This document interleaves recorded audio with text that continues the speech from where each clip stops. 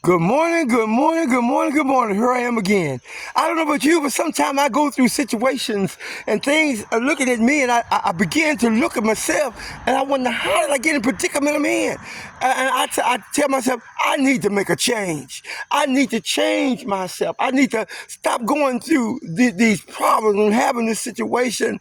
And as I begin to think about what I'm going through and what's happening to me, I begin to realize that change needs to happen sooner than later. And then I began to look at myself in a mirror, and I began to talk to myself, and I began to say, what do I need to do to change?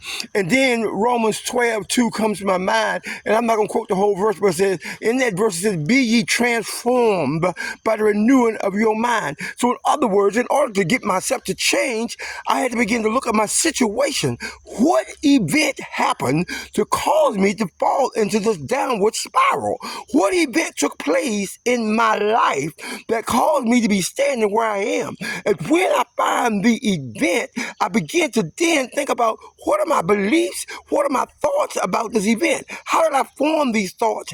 And most of the time I find out, I begin to think that what happened to me was permanent or real, or that took place. And as I begin to examine my thoughts, I begin to realize the consequence of my actions from the beliefs that I have formed, the thoughts that I had, and the things I was saying to myself caused me to fall in a downward spiral.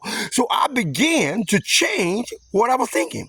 I began to reframe what I believed about the situation. And lo and behold, God made a way of escape for me out of my situation.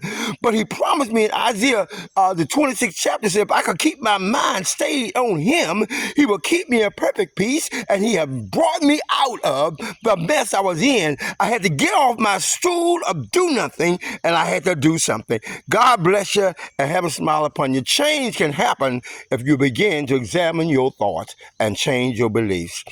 I know that God is everything I need. I thank him for my liberty. God bless you. Have a smile upon you.